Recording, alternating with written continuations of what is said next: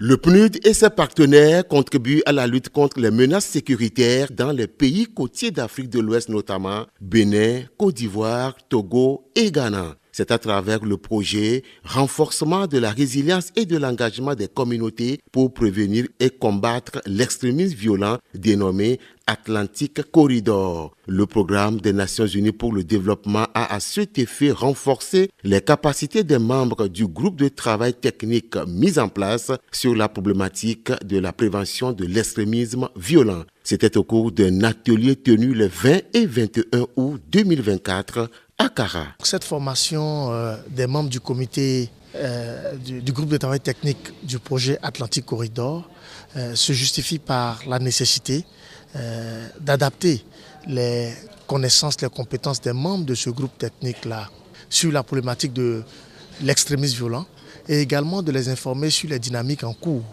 C'est de favoriser l'implication de ces membres dans la mise en œuvre du projet pour que nous ayons des résultats plus probants sur le terrain au regard du contexte et de l'évolution que nous connaissons. Au cours de cette formation, nous allons dans un premier temps quand même rappeler des éléments contextuels parce qu'il faut qu'on sache où nous en sommes avec tout ce qui est fait aussi bien par la partie nationale que par les efforts, les appuis que le système des Nations Unies, notamment le PNUD, apporte.